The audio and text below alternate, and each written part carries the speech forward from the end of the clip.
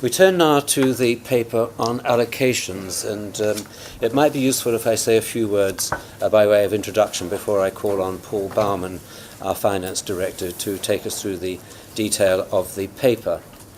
First is to draw to the attention of the Board the sheer scale of what we're proposing to do.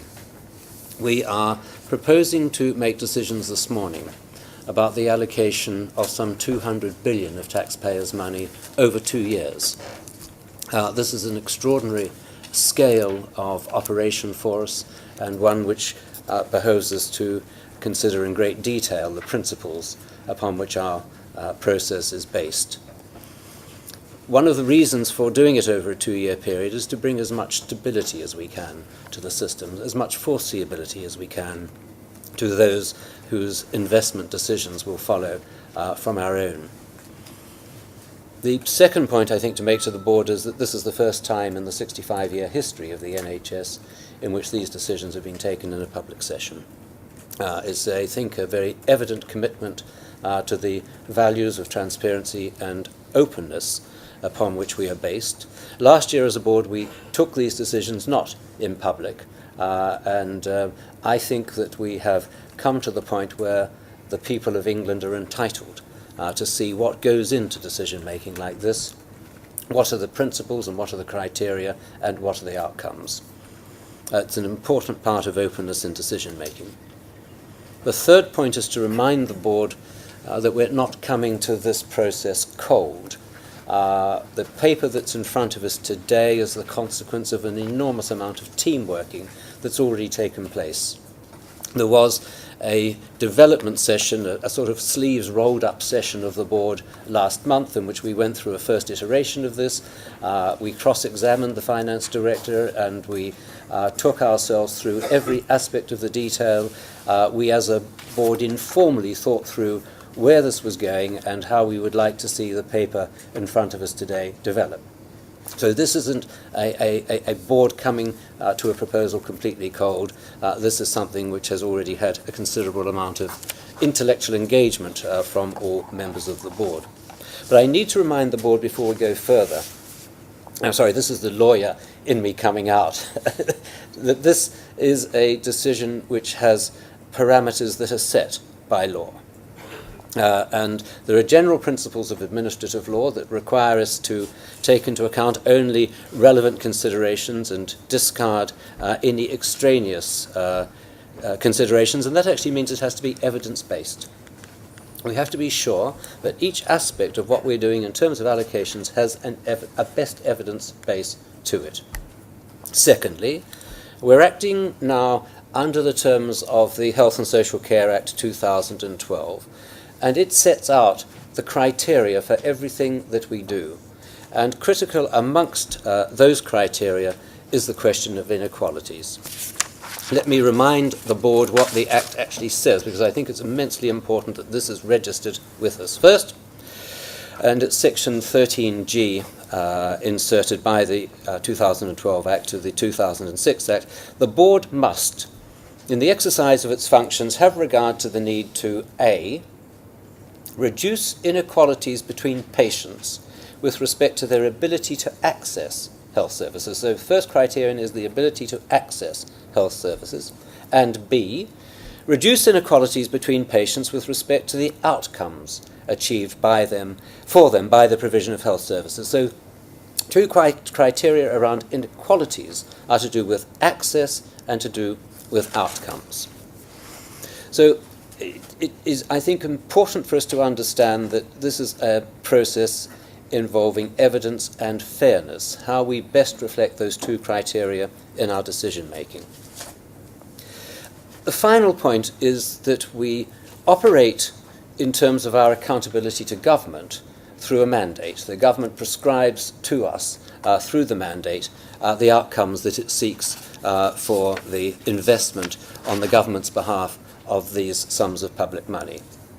And the mandate in paragraph 8.2, and I want to read this out because to me it sets very clearly the responsibilities of the Board. First, the Board will be responsible for allocating the budgets for commissioning NHS services.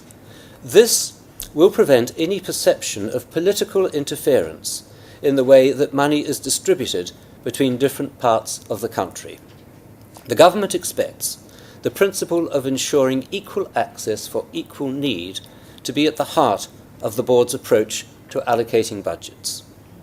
This process will also need to be transparent and to ensure that changes in allocations do not result in the destabilising of local health economies. Before we proceed, I need to note with the board that there has been a deal of public speculation about the decision that the board may take today, and that they have received a petition from citizens in Enfield, and I'm very grateful to those who have been responsible for that, and it has been drawn to the attention of the board. Secondly, I have received a letter from the Shadow Health Secretary, Andy Burnham. He has invited me to table it for members of the board, and I have done that. I don't do that in the sense of recognising that as a political act, but as recognising that there are questions that he raises in that letter to which the board will seek answers from our officers in the course of the discussion that we're about to have. So, on the back of that set of opening remarks, may I invite Paul Baumann, the Finance Director, to introduce the paper. Paul. Thank you, Malcolm.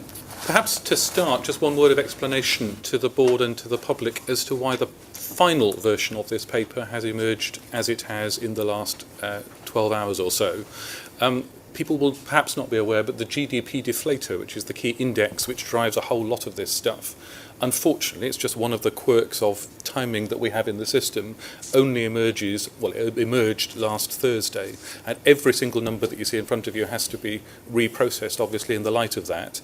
We had kind of hoped it wouldn't have changed a great deal, but actually in both years it has changed, so we've had to rework the numbers quite significantly. So that's just by way of preface. What you see in front of you is the culmination of a year's work that we've done since the last time we talked about this in December of last year, when we formed a fundamental review group to try and address some of the key questions that we were interested and concerned about at the time. So since that time, you'll be aware that we've worked very intensively with the review team, with CCG representatives on that team, with ACRA, which is the independent committee that advises us on all of these things, and in latter months we've engaged with nearly 400 members of CCGs, local authorities, a few providers as well, around the country, to try and make sure the proposals that we've got in front of us today are informed by as wide as possible a spectrum of opinion and evidence, to pick up your specific point, Malcolm, as can be.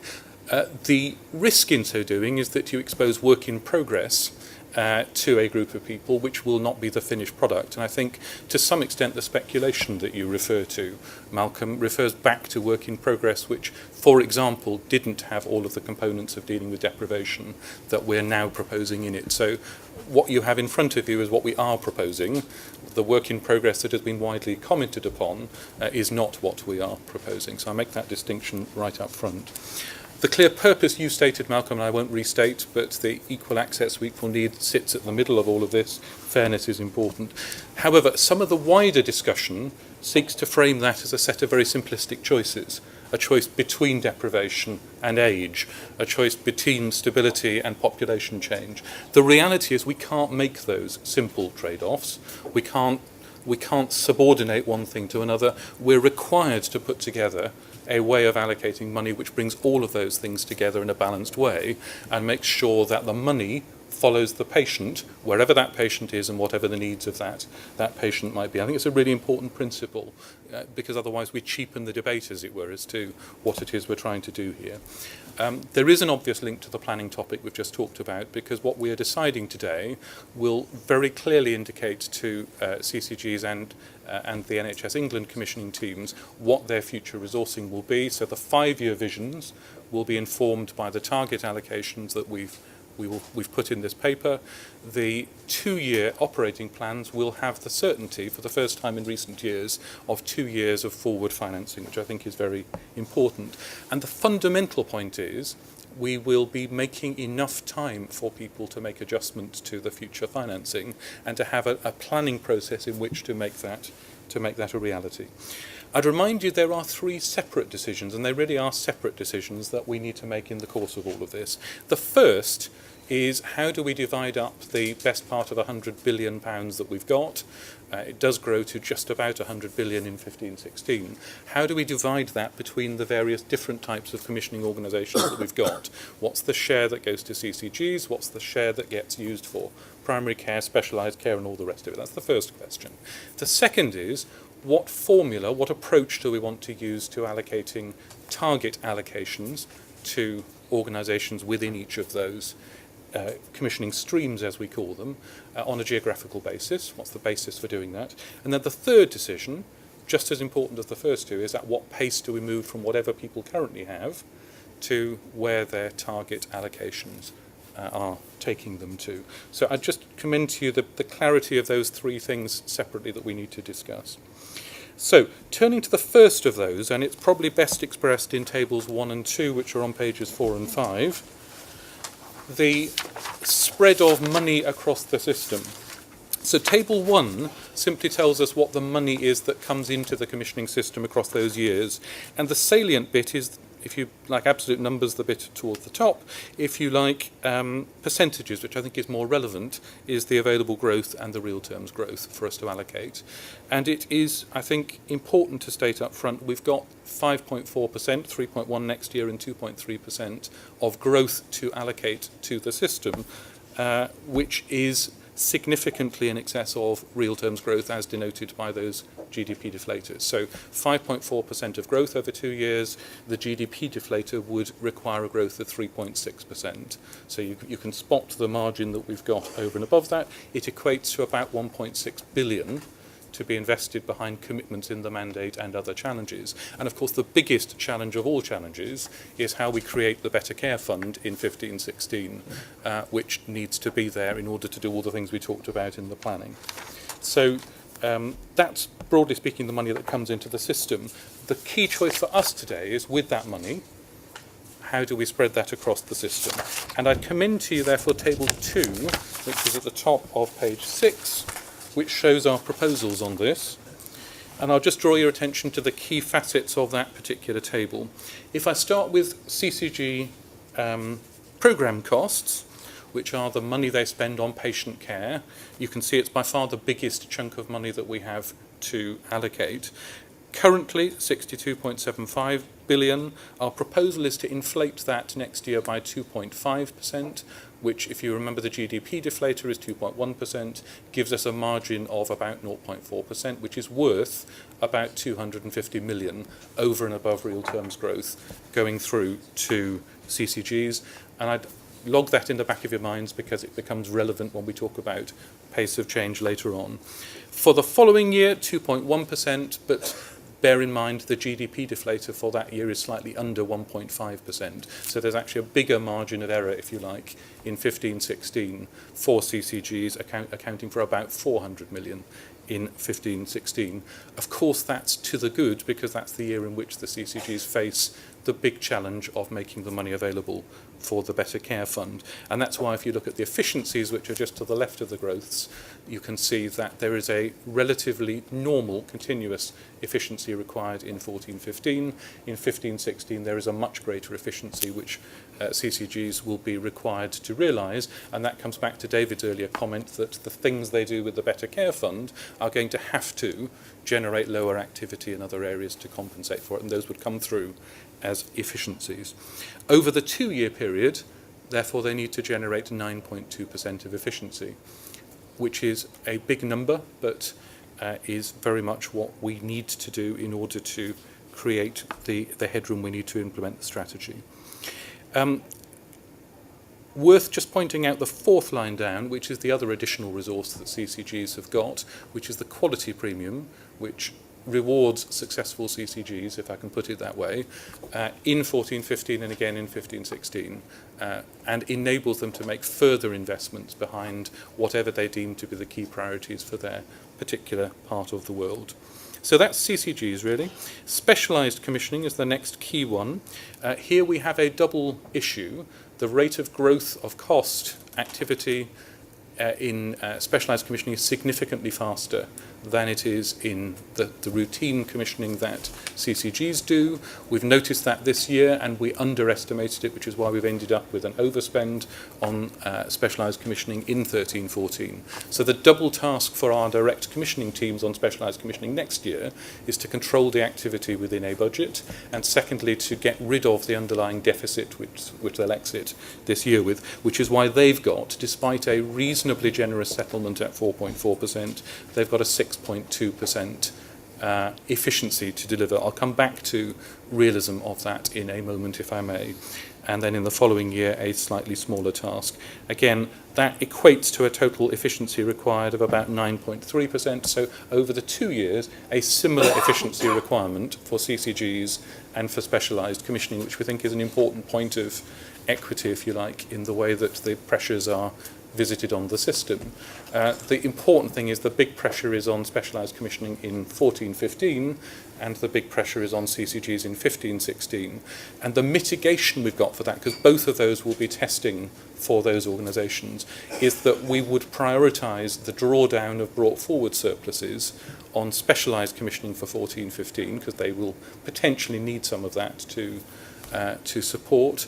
And in 15-16, we would expect those CCGs with substantial surpluses coming forward to want to deploy them behind their better care initiatives. So that's the strategy about it. Primary care is the next line down. I'm not going to go through every line, but I'm just picking out the biggest ones in here just for orientation. We're going to give an increase of 2.1% and 1.7%. That is the GDP deflator reflected. It's also a reasonable reflection of the cost pressures on primary care with the reasonable level of efficiency that they can deliver. It is important to say, though, that there is an underlying assumption in that as we start to invest more in primary care and community care, the funding for that will have to come through the integrated work between CCGs and primary care. We haven't put, or taken out of CCGs, if you like, a lot of money in order to put it into primary care, because it's for them locally to determine the pace and the way in which they do that. But it's an important point, because otherwise you might well say, well, why is primary care getting a relatively routine set of increases when it's so crucial to our strategy? The answer is in integration and the way they work together. So that, broadly speaking, is the way that I would put it to you that we are planning to distribute the money across the system. It's worth just pointing out a slightly eye-watering figure, which is the efficiency which the NHS England programme costs are going to have to deliver. These are the central costs that we have to deploy behind central initiatives. We think it's important for the central programmes to make their contribution to getting money to the front line, but in the mandate there are substantial pressures coming forward which we need to subsume. So that drives what is going to have to be quite a rigorous process of bottom-up planning that we do with our central resources in that. The other thing I draw to your attention is the running costs. We've reflected in here the general requirement on the health system for a reduction in admin costs. Of course, any reduction in admin costs which enables investment in the front line is to be welcomed. This board discussed, however, the particular level of admin reduction at the meeting, I think, back in June or maybe September. And I think it would be fair to say that we still haven't concluded whether there is a safe way to be able to make that level of admin cut across the system, CCGs and in the centre, in the NHS England organisation. We haven't concluded yet whether there is a safe way to do that, which enables us to continue fulfilling all of our legal duties on the one hand, and to pursue the very ambitious agenda that David talked about in talking about the 5-year strategy. That's a discussion that we still need to have together, but the assumption in here is that we have delivered what is assumed to be required of us in this. So that's the disposition of it. I should have said at the beginning of this, there is a list of about 8 questions we need to opine on at the end. I'm not going to take each question as I go through it, because I think it would be easier for us to take the lot.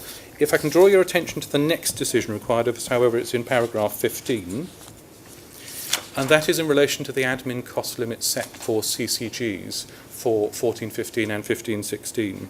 So the totals are fixed either way. We know that the total of running costs for CCGs needs to be the same amount of pound expenditure in 14-15 as in 13-14. In other words, inflation needs to be covered by efficiencies.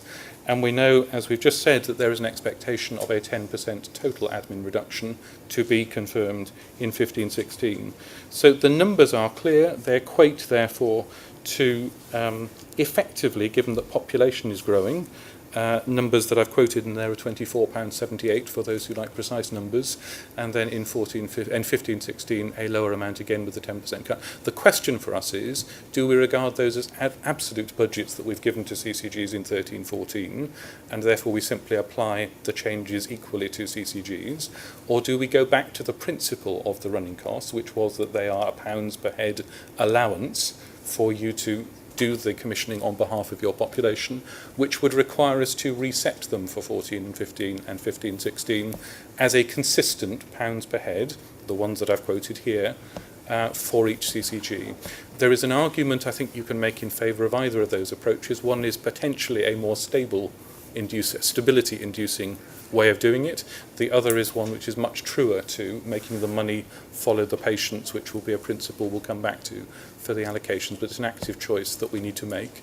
I'd suggest we don't agonise too long over it, because the precise differentiations in population growth are big, but when you then equate them to £25 a head, the differences become reasonably small. But it is a choice that we need to make, and we need to make it today, because people will need to plan with it.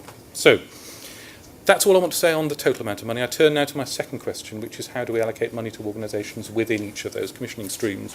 And we start with the issue which Malcolm spent a fair bit of time talking about in the introduction, and rightly so, because it's a very important principle. So this is the section on inequalities, which begins at paragraph 17. I'd remind you this was one of the key areas of concern in our discussions last year, and Malcolm has highlighted the importance of it already. So as paragraph 18 points out, and this is an area where there's been widespread misunderstanding, so I just want to make sure it's clear, the basic formulas that we've got for CCGs and the ones we will be proposing for primary care thoroughly differentiate deprived communities from less deprived communities in the way that the money is allocated to them. There is a wide range of pounds per head allocations, even before we apply any additional adjustment, because the formula, more accurately than ever before, captures the diagnoses of the population practice by practice and aggregates them up to CCGs. And so a heavily deprived population with heavy health needs will attract a very different pounds per head allocation, and I'll give you an example of that later on, than one which has a population with very low levels of health need. So the basic formula has inequalities, has deprivation built into it in a very structural way already. The issue that we talked about last time is unmet need. So the needs that we can't see because it's not currently being fulfilled in the way that people are accessing services. And it is well known that in many deprived communities there is a wrong access to care, or indeed no access to care in some cases. And there is a lot of consideration we need to give, therefore, to how we reflect that in an allocation formula, when by definition you can't quantify it on the basis of what you observe to be happening. As we discussed last year, the academic literature on this is distinctly ambiguous. So is it actually something which causes more cost because people access care they're not currently accessing? Is it something which in the long term requires you to have less cost in the system because people access it at the right time, and therefore it's less expensive than people turning up at the wrong time? So there's lots and lots of academic discussion about this. However, we have concluded in the proposals you have in front of you, we need to err on the side of including a substantial adjustment for the unmet need aspects of inequalities, because it is so fundamental to the duties that you talked about in the introduction to this, Malcolm, that to have any doubt as to whether it was properly financed would be to introduce a degree of inappropriateness, if you like, to the allocations to communities that we would not wish to do. So we're proposing to put an adjustment in. You can see the arguments for that in the paper.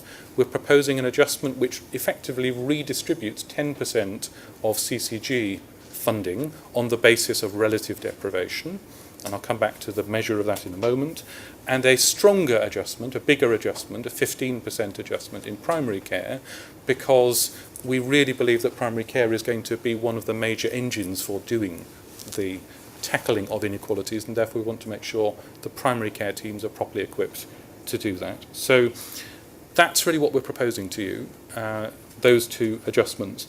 The major switch from the previous system, which also had an unmet need adjustment, is that ACRA and we have worked together to review what is the right measure to use to reflect deprivation. And it's very clear to us, and certainly academically confirmed by ACRA, that the disability-free life expectancy measure that was there for the PCT formula is a much blunter instrument than we need to do this properly. And the standardised mortality rate under 75, there's a lot of literature around this which I can supply to board members if they want to have it, is a much more robust measure. It's more frequently updated, and critically, it works at a much more granular level, a much more localised level of deprivation. So it can, in a laser-like way, pinpoint the particular pockets of deprivation that we've got around the country, rather than kind of averaging out deprivation and ending up with a very blunt adjustment, as was the case under the DFLE approach. So an example of that, just one of many, is picked out in the paper. So there's a relatively prosperous area around Suffolk and Ipswich that we've referred to here. There are parts of Ipswich, certainly, which are among the most deprived in the country. Under the old system, that was not recognised, and at least not adequately recognised. Under the new system, that, as just as one example of many, is picked up and properly reflected. So we've improved the way in which deprivation is measured for the purposes of putting an unmet need adjustment into the system. Of course, that means that the amounts of money that get applied to individual CCGs and the primary care teams will be different from the ones they were under the old system. Otherwise, we didn't need to have changed the measure to do that. But we think it is absolutely consistent with our duty of evidence-based working that we use the best possible measure as advised by independent advisors to us on that. So the impact of this you can see in tables 3 and 4, which shows redistribution of resource effectively. If you look at the right-hand column of table 3 at the bottom of page 10, it shows that something like £500 million of money moves from the least deprived to the most deprived, if you like, as a consequence of applying that adjustment to CCGs. There is a smaller adjustment in money terms in table 4 for the primary care allocations, partly because primary care organisations are aggregated at a higher level, and therefore, if you like, the amplitude of difference is smaller. But they're consistent in their principles, and as I've mentioned already, it's actually a proportionately bigger amount of money that is recirculated as necessary for primary care. So I hope that gives you reassurance that the duty we've got to make sure that inequalities are properly reflected has been rigorously applied in the proposals that we're doing. And if you look at the top of page 11, I can make more tangible what I said before about the range of values that then creates, just by the example I give up there of one of our most deprived boroughs being Knowsley and one of our least deprived boroughs being Richmond-on-Thames. Even before you make adjustments for purchasing power, there is a big difference between £1,400 a head and less than £1,000 a head. Once you allow for the fact that there is a difference in purchasing power in Knowsley from the purchasing power you've got in London, you get to a difference which amounts to that difference of nearly 1,500 against nearly 900, a 69% difference. So the combination of the formula itself in its core working and the adjustment that I've just spent a bit of time taking you through lead to a highly differentiated set of allocations in which the deprived communities find their expression. Of course, deprivation is not the only factor, however. Deprivation sits alongside population and alongside the needs of an elderly population, frailty and all the rest of that. So it's a multifactorial picture, but I'm giving you the reassurance in this that deprivation is properly accounted for alongside other things. Oh, I'm sorry, that was my microphone, apologies for that. That takes us then to the formulae and the difference from current levels of expenditure. I've set out at table 5 what happens in primary care when you apply the deprivation adjustments that I've just talked about to the product of the formula, which we've talked about before, but takes all the signals, if you like, from the cost of providing those various types of primary care and then puts it onto actual populations reflecting their characteristics. You'll see that in the north part of the country there's a variable picture. There are some parts of the north where they are under target. The under target being the ones who have a red bracketed number in the right-hand column. So there's places where the target that we've generated would lead to, over time, a higher share of the total cake than they currently have. You'll see there are equally a number of communities where the new formula would suggest the opposite. There is a structural issue in the Midlands and the East, and there'll be a commonality about that when we talk about the CCGs, that there is an underfunding in general in the Midlands and the East, which, when I come back to financial resilience, you'll see reflected later on. London is systematically over target, and then the South, again, there's a mixed picture, as you can see there, in that. The thing I would point out to you, however, that none of those numbers are very big. So we're not talking about kind of 20%, 10% or even 5% dislocations. We're talking about quite small differences between current allocation and where the target formulae would take you to. So that's primary care. Move the microphone a bit further away, apologies. Table 6 does the same thing for CCGs, and we've mapped that alongside the IMD deciles. That is effectively the best marker we can find of deprivation. And decile 1, just to decode it, is the least deprived decile of CCGs in the country, and decile 10 are the most deprived set of communities in the country. So you can see there where the allocations would take you, and this is where I need to remind you that the allocations necessarily follow what's happened in population over a period in time where we have not allowed that to play through into the allocations. So a large part of the reason why the top half of that table has typically red figures, again, relatively small red figures, but red figures nonetheless, is that they have been growing systematically faster than the rest of the country. And the consequence of that is if we allow the money to follow the patient, as we absolutely must, that we need to reflect that in the allocations as we go forward. It's also fair to say, if I can take the most deprived decile in the country, number 10, whilst that is marginally over target at the moment, it is less over target than it would have been under the PCT formula. So again, we need to read these with a little bit of a historical context. They're not all moving in one direction. So that's what I want to say really about the allocations formulae. We would invite you later on then to confirm or otherwise your happiness for us to proceed with those particular formulae as target allocations. I'm just trying to separate out the decisions very clearly. These are target allocations for long-term funding. If I can move now to the arrangements for pace of change, which is the essential argument where we need to confront the balance we need to strike between redressing places where there are underfunding as quickly as possible, because that has consequences, of course, and keeping stability in the system and making sure that in doing their plans for the next 2 years, under difficult circumstances with the efficiency challenges I talked about, we give every CCG the best chance of being successful in that. So we've developed 7 scenarios for this, which I just need briefly to take you through, because this is an active choice again that we need to take. So starting at paragraph 54, I've set out the various scenarios. We're going to home down or I'm going to propose to you that we home our discussion down on 2 of those when we get to it. But I think it's really important that the board understands which other scenarios would have been open to us, because we've got to take this decision, it seems to me, in the context of all the possibilities. So the first option, and these are in no particular order I would state, is effectively to give every CCG in the country, irrespective of its growth, irrespective of what the target formula says, 2.54%, which is the total amount from the allocation I talked about earlier for CCGs, and the similar amount in the following year that was in the table.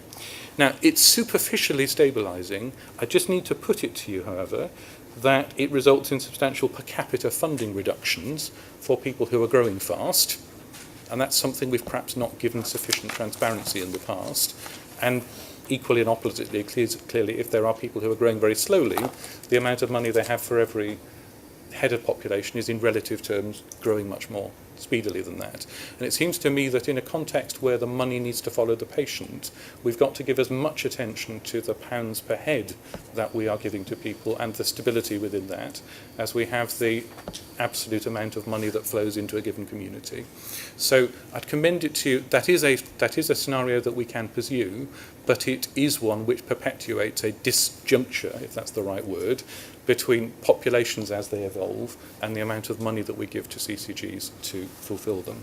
And after 3 or 4 years of doing that, because there's been very little pace of change in the system in the last 3 or 4 years, we're already seeing the signs of that dislocation in the fortunes of CCGs around the country.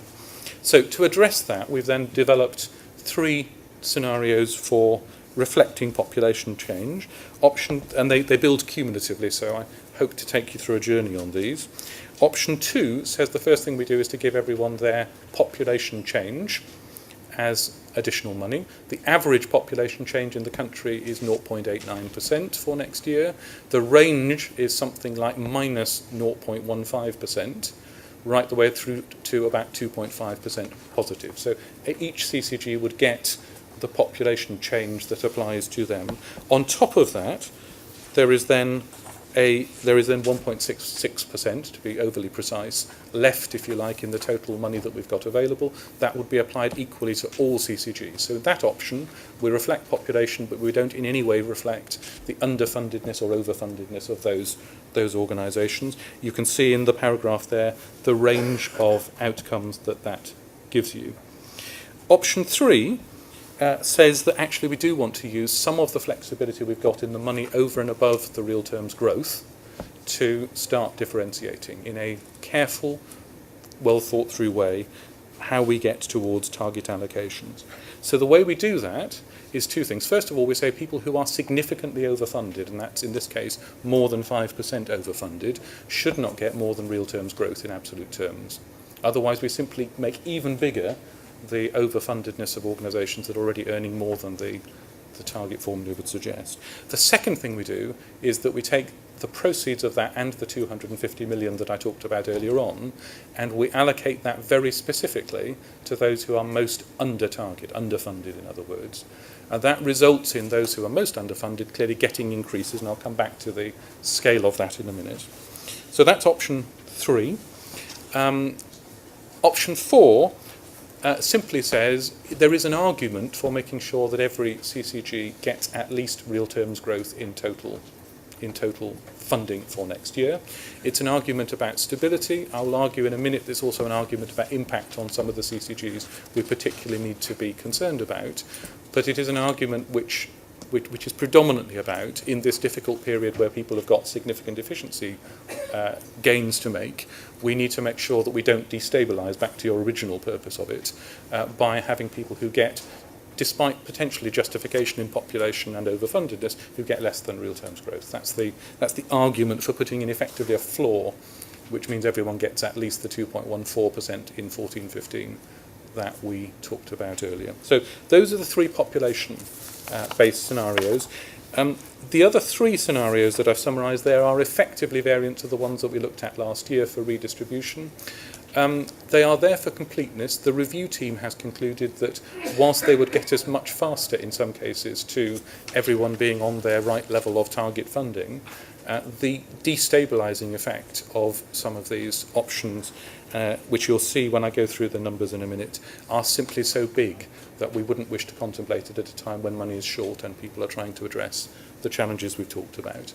So, in other words, when we look at the tables that we're just about to come to, I'd suggest you focus your attention on the middle block of them, which is the population-based ones, and specifically the review team is commending to your attention options 3 and options 4, both of which have a combination of population change and pace of change built into them, as well as protections of one sort or another. So if you look briefly at table 7, you can see the impact in terms of coalescence around target. Broadly speaking, no allocation system is ever going to be perfect, so our primary aim here, if you like in technical terms, is to get everyone to within a reasonable space of their target allocation. The middle block there summarises the highlighted block, the zone into which ideally over time we would like everyone to come together in. In other words, within 5% of the target allocation, accepting that over time the target allocations will move as populations change, and therefore there's a degree of fluidity anyway. You can see we start with just over half of the population in that middle zone, and a fair distribution then of people who are significantly under target and people who are over target. You can see the numbers as they work through. I won't comment on each of them. But in option 3 and option 4, we do get a significant increase in the number that come into the central zone, and a corresponding reduction in people who are in particular underfunded, which is clearly what we are most concerned about in terms of people responding to their strategies. So that's the first table. The second table perhaps makes most visual the impacts of the scenarios that we talked about. So in option 3, the most underfunded and fastest growing CCG would get 5.6% increase compared to the 2.14% benchmark. The minimum increase for people in particular who are growing slowly and are under over target would be 1.07%. So that's the range that you get. I'll come back to how the distribution of CCGs is, but that's what happens if you go for the introducing of pace of change and the limiting of increases to people who are over target significantly to real terms growth. If you put the protection in for those who are over target and growing slowly, obviously the minimum increase becomes the 2.14 that I talked about earlier on, and the cost of that is a small reduction in the amount of maximum increase we can give to those who are under target.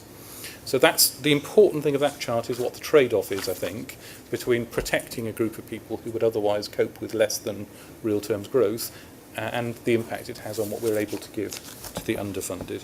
I'll move more swiftly through the other tables because I'm conscious of time and the need to get into discussion. Options 3 and 4 are summarised in terms of who gets how much.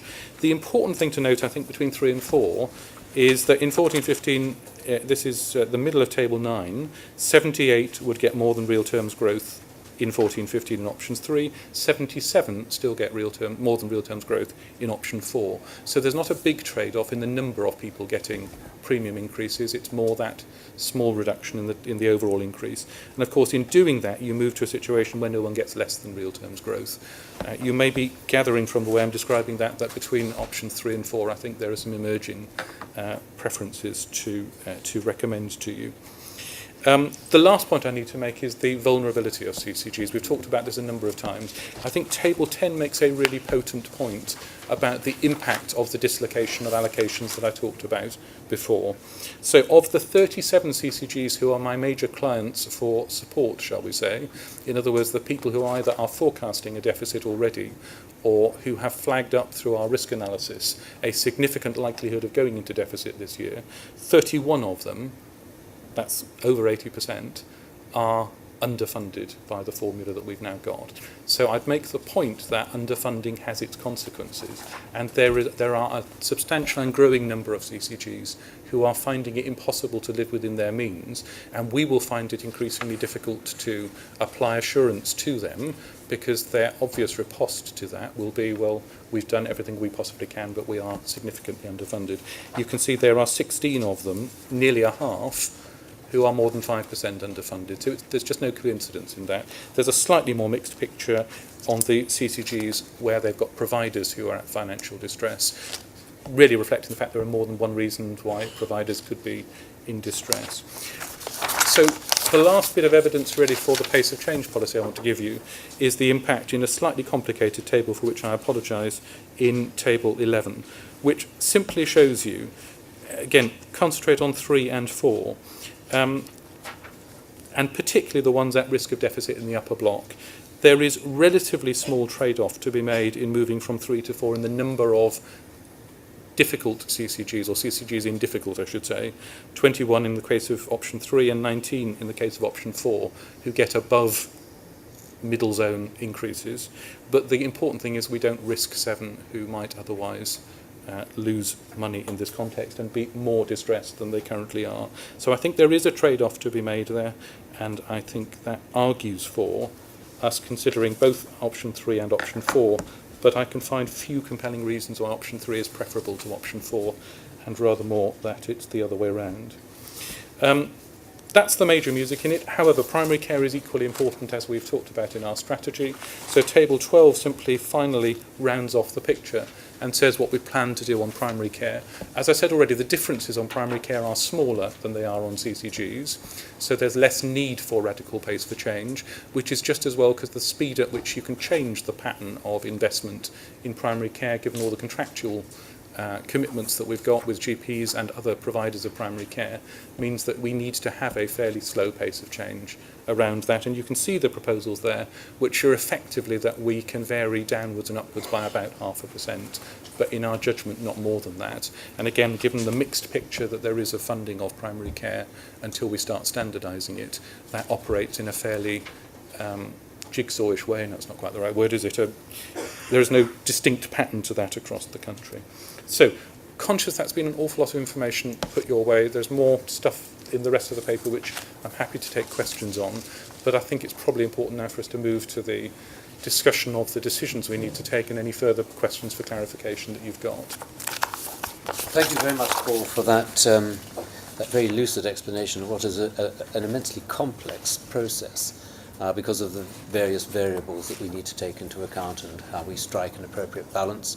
I think we as a board need to satisfy ourselves that for each step of this analysis there is evidence upon which our decision is based, and that we are appropriately overcoming some of the significant problems of misallocation which exist under the present formula. And by that I mean in particular the need to ensure that resources go to people rather than to institutions. In other words, it's balanced around population changes and also more broadly then around demography in terms of the age and structure and relative deprivation of population. So what I propose to do is in a moment to draw the board's attention to each stage of the decisions we need to take. But before we do that, open the floor for more general questions to you and more general comments on the process overall. So please may I invite comments from the board.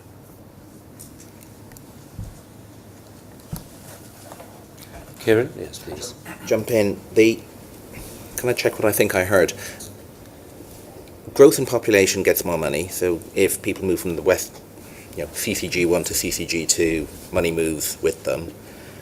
The more deprived gets more, but that there's a distinction between, there's a 10% uplift in a CCG allocation, effectively the acute allocation, but a 15% uplift in primary care.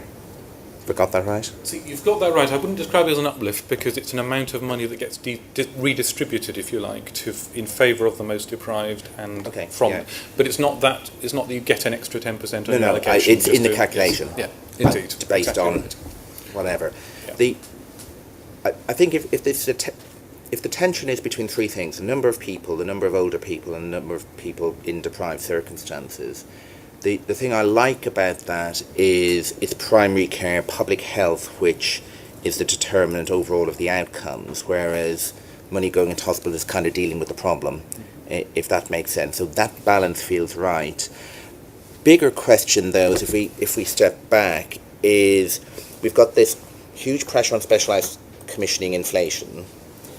We've got, let's call it inertia for a moment, in the amount of money we put into acute.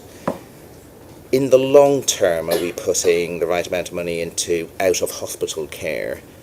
And how does this put us in a position to capitalise on everything we've been talking about in call to action, better care fund, and so on? How will that bit work? And will it all work out in the 2 years after this period? So I think the answer is that, so the allocations can never be the driver of that, they can only be a facilitator of that. And it seems to me the CCGs are at the nexus of all of that because they are the people that can be the bringers together of a coordinated response through the strategies we talk about. I can't predict centrally, and I wouldn't even try to, the rate at which they would want to invest in primary care as opposed to community care, as opposed to social care, etc. That's very much for the localities to determine through their strategies. The integrated funds that we've got, which are, if you like, the fluidity between what would otherwise be restrictive silos are the ways in which they can preempt my ability to follow their strategies.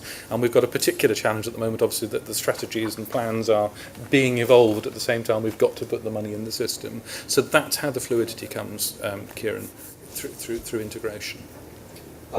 Can I add something onto what Paul said and then make another point? I mean, I think there are two big drivers in the documents that we're producing which will actually make that move that we really want to see. The first is absolutely the Better Care Fund, you know, the view that we want to move more money into primary care and community because that is the only way we will address the unmet need in deprivation. So the Better Care Fund puts a huge amount of money into out-of-hospital care, which will go into social care, but much of it will go into our community services and primary care services, which will start to address exactly what you've suggested. And then the second thing, if you remember in the planning guidance, we have specifically said that in addition in 14-15, CCGs must identify somewhere in the order of £5 per head of population, which of course will come out of their current hospital-based budgets, although they do community services as well, but somewhere in the order of £5 per head of population for practices through their accountable GPs to identify how to use in order to bolster either primary care or community care to do exactly what you were asking. So that's my first. I think there's a couple of really concrete things in here which for the first time actually start to push that inexorable change we've seen whereby the money goes up in secondary care and hospital care and doesn't go up in primary care. One other point that I think it is worth us being aware of, Paul, if I may, is just to kind of remind my hobby horse about primary care allocations and the key messages in 71, because our area teams cover very large geographies, which actually could potentially hide an enormous range of well-off communities and deprived communities. We've allocated to the area teams for the moment on this basis, but we do think it's absolutely vital that individual CCGs with their health and wellbeing boards and their local communities can actually see exactly what's being spent on their individual communities, and we want to encourage area teams to be able to make the judgments they make about which affluent communities and which deprived communities they have. So I think it's absolutely vital that we say in 71, we're making these allocations to our area teams because they're the ones that hold the budgets, but we are saying to our area teams, you will publish your primary care spend on all of your individual communities by CCG, and we expect you to make some moves where you can see within an area team that you've got a deprived community that isn't getting a decent share of primary care funding. Thank you. Moira. Actually, it follows on exactly from that, because I understand that Richmond upon Thames is rather unusual in that it doesn't have pockets of deprivation as a non-deprived, but if it did, and its next door borough, Kingston, does have those pockets of deprivation, will it be very clear to them that they say, and what sort of quantum would it, if it had a small community but in the sort of most 10% deprived, they would know it, would they? And can you give us a sense of what that kind of scale of that? So I can answer the first question. I'm not sure I can specifically answer the second in any way that wouldn't be misleading. So the first question is they will know, because it's perfectly possible to calculate, and it certainly would be part of the methodology that we'll publish, the level of the deprivation adjustment, the unmet need adjustment, so they will know that. And I guess at one level, every CCG has got something there, because it is on a scale as opposed to something which only applies to some. So I'm struggling with the definition of the question, because I suppose the very least deprived place in the country will get a small amount, just as there is a spectrum through. But I think that I can answer your question more intelligently offline, if I may. My point was that they might argue that actually a small pocket of deprivation is almost harder to deal with in a sea of affluence than one where you've got a generalised community. And you know, But I think I understand the model we're using this year at least identifies them, whereas every previous model fails to identify them. So at least we know about it now, which kind of sounds like progress. Yes. Because there's a level of granularity that Exactly that. to do that. Other general questions? In which case, what I would propose to do is to go through each of the questions in the examination paper that Paul has set us. The first question is that we are asked to agree the proposed allocation of funds between commissioning areas of spend. I would like to hold back on running costs at this stage because I think we might take a decision about running costs calculations at the end to be consistent with the approach that we might be taking elsewhere. So if we could hold back on that.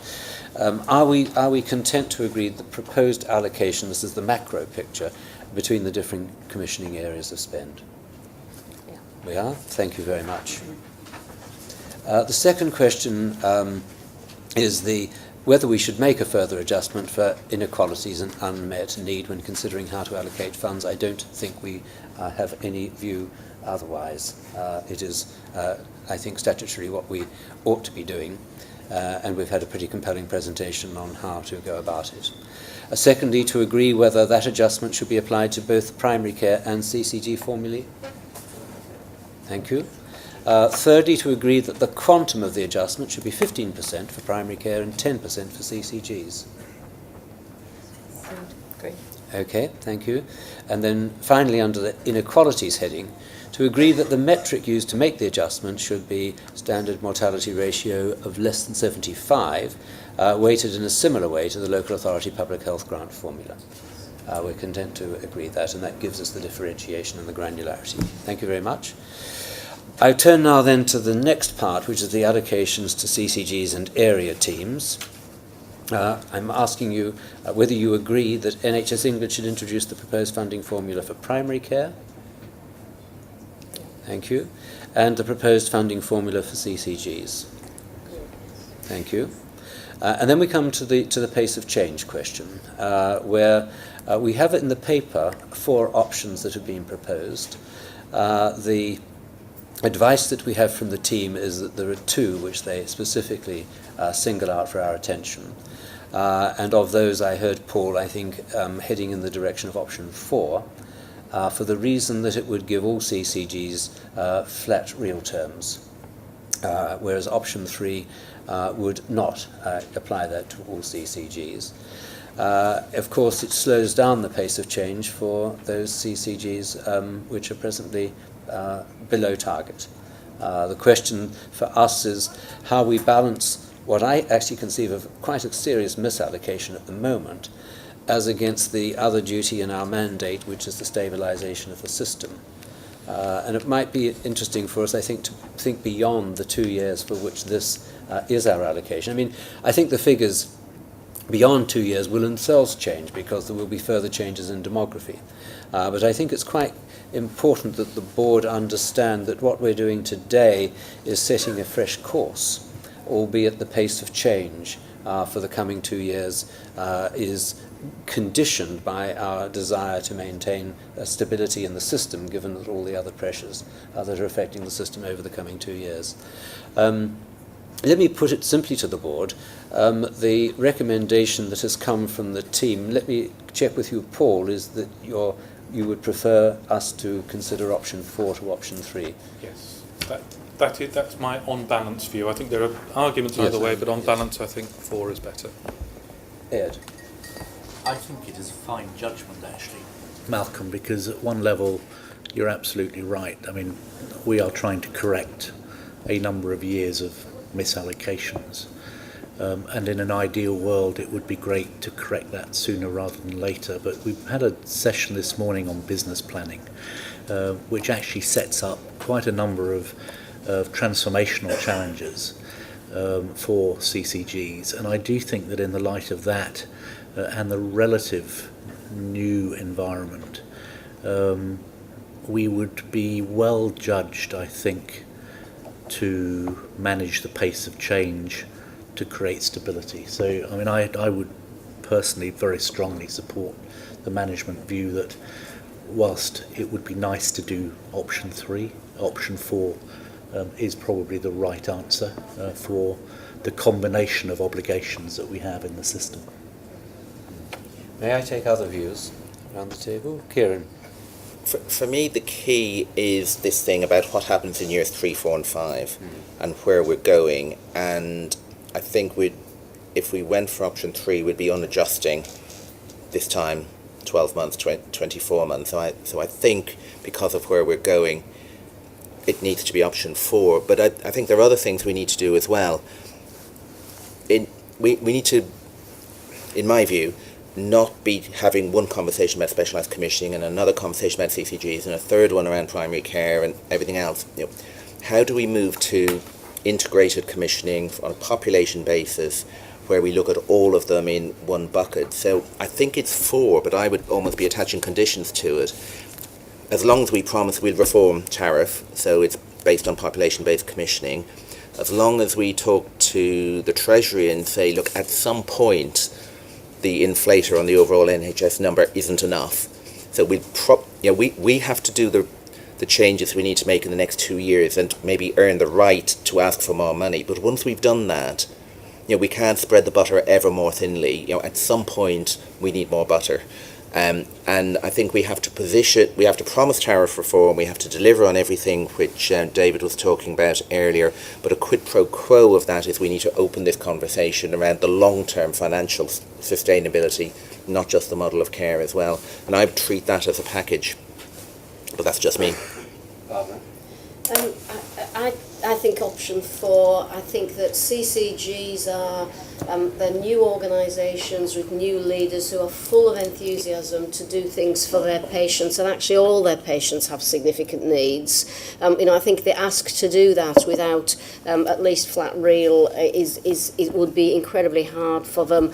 We're asking a lot of them in the planning guidance. We actually, because the planning guidance is so radical, I think that the planning guidance, the new models of care, give them a route map for the future, which actually will help them to deliver services in a different way in which they will be able to cope with the pace of change in the future.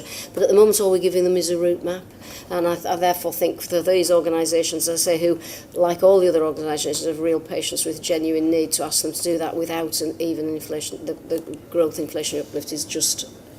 is wrong in their second year. Any other? Bill? Just endorse that, Chairman. I think particularly the Better Care funds coming in 15-16 is going to place really quite significant challenges on every CCG. So I think option 4 just gives everyone a chance to cope with that particular change as well. Chief Executive. Just to add, I think, to the comment, I completely understand how we're presented with the questions to answer, the decisions to make is separated, but they do all hang together, and they impact on each other. So whilst you can do them in isolation, you constantly have to think about how they connect together. So, for example, for me, a big issue for me about all of this is, do the most deprived populations get most money? And the answer is yes, they do. Absolutely clear in this thing. That's what they get. Secondly, is does the population, does the allocation process sufficiently take account of moves in population around the country? Yes, it does. Does the allocation process identify the needs of older people and sufficiently? Yes, it does. And does it give the NHS a fighting chance? Does it give enough stability in the system to enable people to go forward? And I think yes, it does. And that's why I think option 4 is so important for that. Just to recall, the first 3 of those we've already agreed. Yeah. Option 4 is about pace of change and it's about stability. I have to say, I think it's pretty finely balanced, actually. I have a lot of sympathy for those CCGs who are short of target and are being told that the rate of change to bring them up to target is going to be relatively modest. But I think under the circumstances, and bearing in mind all of the points that have been made around the table about the capacity of the whole service to adapt to the radical challenges that we're putting to it, to the introduction of the Better Care Fund, and also being able to look beyond the next 2 years. I would like us to, and I think if I may on your part say, I think are endorsing option 4, but with some further thinking about how this looks beyond the 2-year period, taking both Kieran's argument and also David's argument. This is a whole system approach. How is it going to take us beyond the next 2 years, which we all know are going to be exceptionally difficult, into something which has an NHS which is operating in a completely different way? Even option 4, by the way, is a radical change in direction. It's not as if we're just marginally pulling the tiller in one small way. So may I then take the consensus of the meeting that option 4 is the model that we would choose for pace of change. Okay, thank you very much.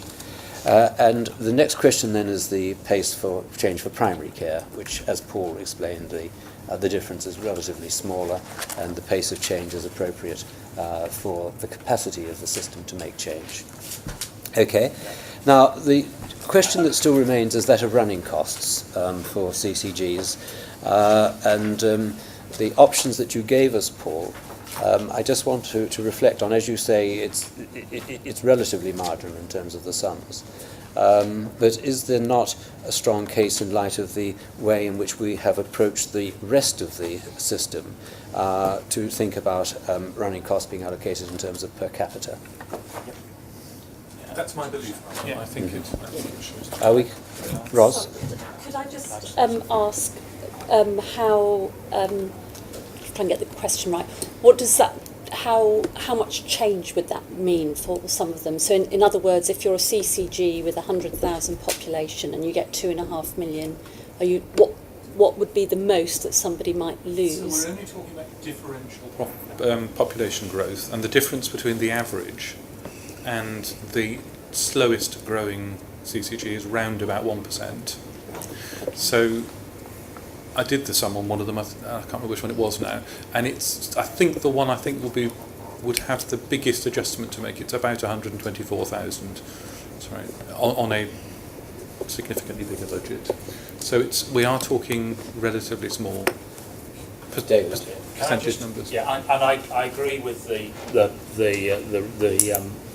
per head of population to reflect the population. It seems to be the most coherent and sensible thing to do. However, the issue we have to handle is, will people see this as a signal that small CCGs are not viable in some way?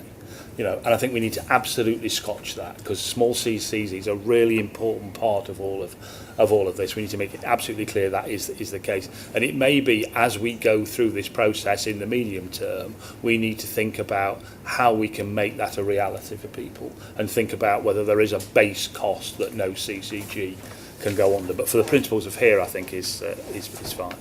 Yeah. Good. Malcolm, I do agree with that, because the reality is that running costs are not a linear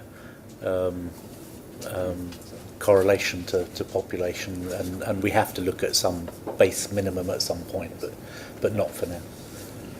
Okay, well, thank you very much. Our final question is, are we willing to publish these? And I think we already have. But by that we mean formally publishing them together with the related target allocations. Can I thank, on behalf of the board, Paul and his team for the work that's gone into this and for the very lucid presentation today. And I am proposing that at this stage we may adjourn the meeting for 10 minutes or so.